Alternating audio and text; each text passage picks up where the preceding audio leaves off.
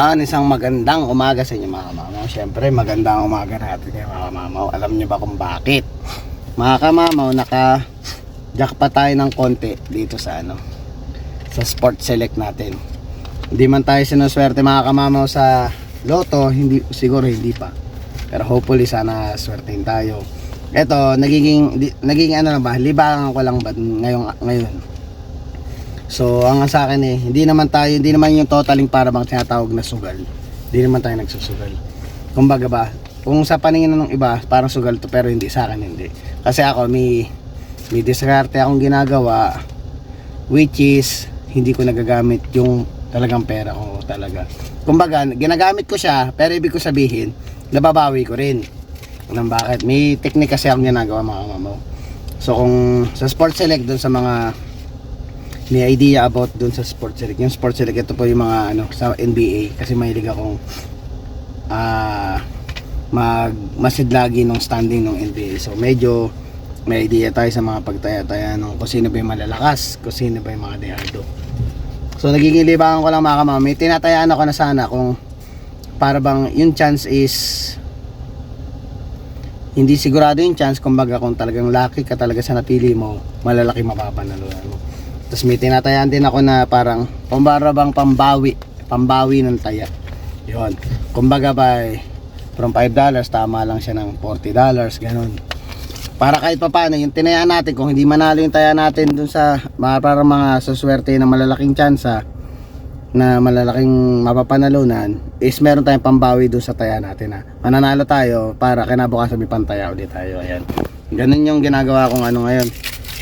Parang naging libangan ko lang naman. Kasi syempre yung mga kamamaw, alam naman tayo dito sa Canada is tahimik lang ang buhay, bahay, trabaho lang. Syempre, kailangan din naman natin libangin yung sarili natin. Hindi naman tayo nandun sa point na parang maano na tayo na talagang yung sweldo mo papunta na doon sa ginagawa mong ganito. Hindi ako ganun, kasi ako syempre responsable tayong tao. Ginagawa ko lang libangan siya, pero syempre kahit pa paano sinuswerte tayo mga kamamo. So nakaraan tinayaan ko yung isang game, nagtaya ako ng $5, parang tama ko is parang 45 something ganun. Sabi ko nisusunod na game, kasi sabi ko yung susunod na game tataya ako ng mga yung mga $5 lang dun sa medyo malalaking price na pero yung chance na manalo is parang 50-50 chance lang. Itong isa naman, sabi ko papagulungin ko yung napanalunan kong $45. Dinagdagan ko na nga lang $5 ulit. Kasi nga sigurado ko, parang hindi naman sigurado, 90% chance mananalo ako. Mga kamamaw nanalo. So syempre may budget tayo ngayon. Pero naman mga kamamaw, syempre ito, pinapanalunan ko nito, binili ko agad ng gamit ni Kamamaw Jacob, ng baby ko. Binili ko na agad kasi pardo naman talaga to. Yun ang inaano ko na tingin sa kaling siswertehin, unti-unti na natin yung gamit ng ating baby mga kamamaw. Yan. So nanalo tayo ngayon mga kamamaw ng $329, diba?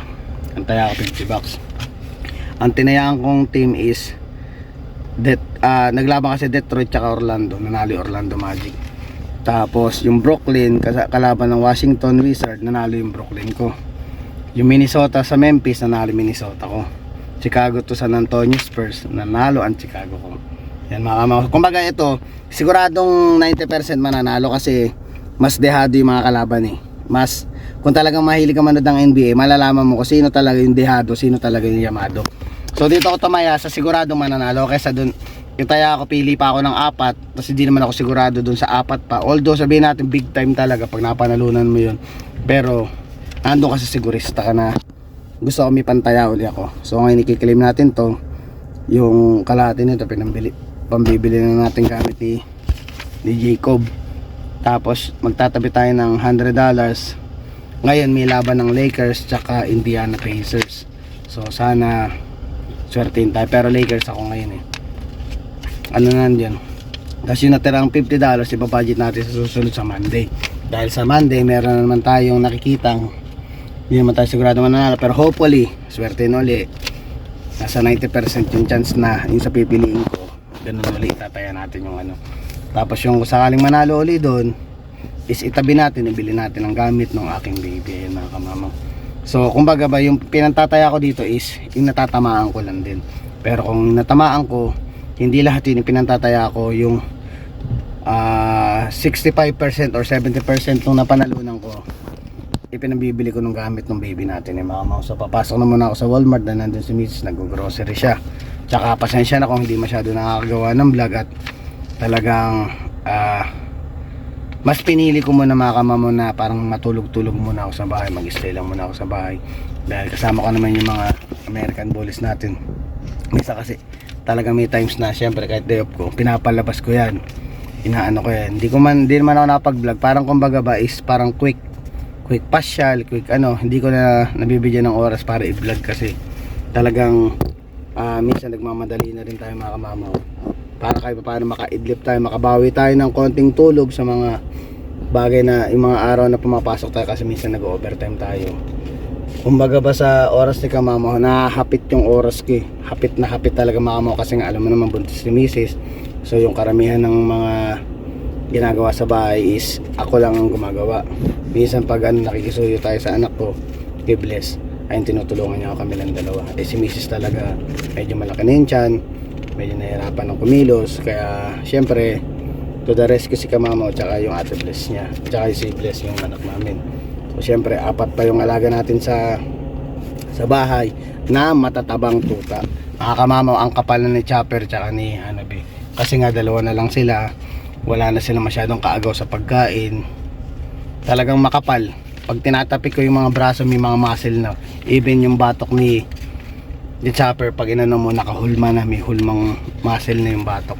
Talagang mana sa tatay mga kamamaw. Yun ang kagandahan kay Legend, pa nagbato ng tuta talagang niya, although hindi man siguro di pa natin nakikita yung paglaki niya pero makikita mo yung presensya ng aura ng mga papi, kamukha talaga ni Legend. Malakas bumato si Legend.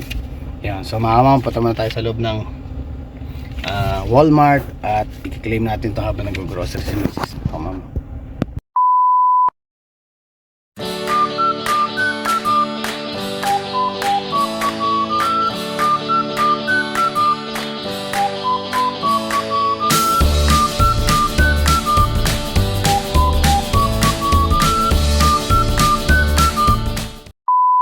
Mga mamaw, na-claim na natin yung price natin, di ba?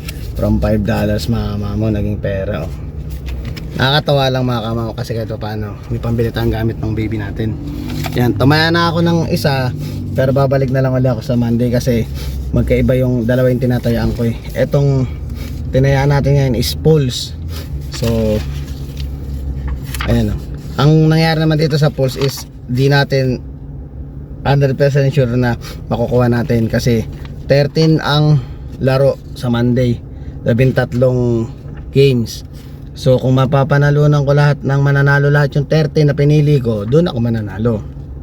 Pero conforme pa rin mga kamamaw, kung marami tayong kasamang nanalo, maghati-hati yun. $5 lang tayo natin. Hindi pa lumalabas yung bet natin na katulad nung napanalunan ko ngayon.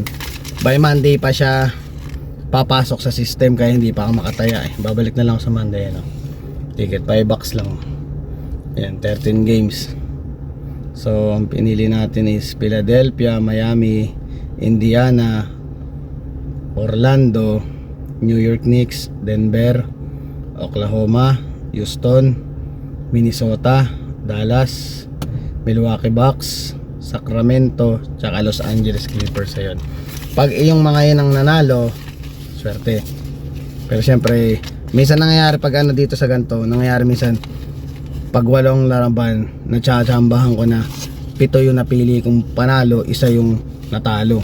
So ibig sabihin magaling tayo kahit paano humula kung sino mananalo. Kung nag-8 yun mga kamamaw, jackpot si kamamaw. Bilis mga kamamaw, ang na naman to, try lang naman natin, wala namang mawawala. Kung manalo matalo, okay lang. Umalaga hindi naman tayo nandun sa point na masyado tayong nagtataya ng marami. Pang may budget ng pagwala, huwag tayong tumaya, yun lang naman. So magkikip ako dito, yung 70% nito bibigay ko kay Mrs. Bibili natin gamit ng baby natin. Yan. Tapos hindi na pala ako tumaya ngayon dahil tinry kong tayaan yung Isang game lang kasi ngayon, Lakers saka Indiana dun sa game nila ngayon na parang hindi ko alam yung season na yun, finals yun. Tumaya ako nung pagkakita ko nung mapapanalunan is parang times 2 lang. So sabi ko, keep ko na lang muna yung pera, sa mga susunod ko na lang tataya. Ayan mga kamamaw, at balik na ako doon, nag-grocery si Mrs. Mamaya pakita ko sa inyo yung mga alaga nating bully. At the same time, yung pinrajik natin nakaraan na titingnan natin sa bahay, yung naglagay tayo diba ng ano, yung mouse trap, kasi para mawala na yung mga kaibigan natin dun sa ano. May mga nahuhuli na kami mga kamamaw. Ang iniano ko lang talaga, gusto ko mawala kasi baka mamaya accidentaling maano ng mga alaga natin yung mga mice, may kinakain ng ano yun something baka wag naman po sa mga kamamaw. Kaya nakabantay din ako pag pinapalabas ko yung mga tuta. So ayun mga kamamaw, at hintay-hintay lang muna ako. I'll get back to you.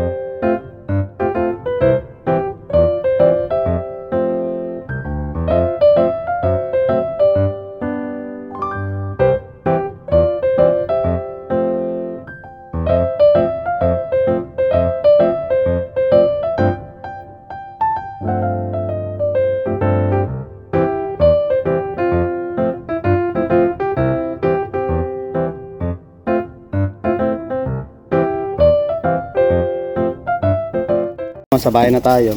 Pinakawalan ko na tong mga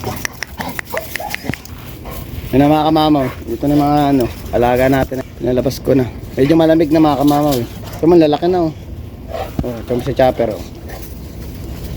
Halos na niya kasintasan niya si Sarah. Pero si Anabi maliit talaga mababa talaga siya. Ito si Chopper, halos kasintasan niya yung mami niya. Lalaki naman kasi si Chopper mga kamamaw. Tsaka makapal na Sarah Legend. So ayan natantay na yung dalawang magnanay.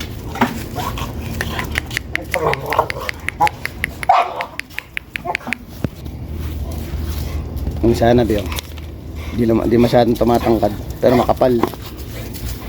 Yan ako muna sila maglaro. Wala pa rin snow mga kamama pero malamig na ngayon, -8.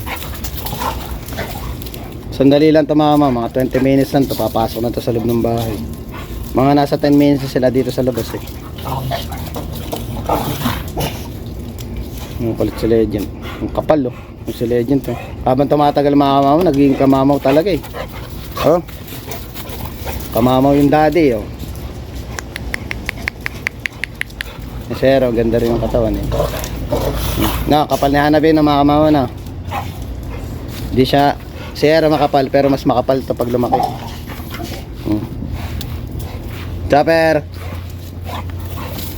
Ayan. Masaya na yung mga kamamaw, basta napalabas ko. Masaya na yung mga yun. Ayan. Siyempre pag sinuwerte-swerte tayo mga kamamaw, natin sila ng magandang pwesto. Set up po talaga yung magiging future backyard natin kung suswertein tayo sa Pulutin ko lang yung mga dynamite, baka matapakan. Yan, kinalaykay ko. Tinanggal ko yung mga dynamite. Mga nalalamig na si Chopper, nagyaya natin mo. Kam! Na, maliit lang sana yung mga kamama na. Mababa lang yun, mga 14 inches lang yan. Ayan, sa mga naghahanap ng American Bully, meron pa tayong si Chopper. Baby loves.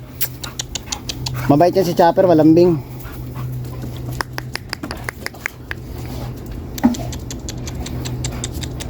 Agent. Chopper. Yan mga kamamaw.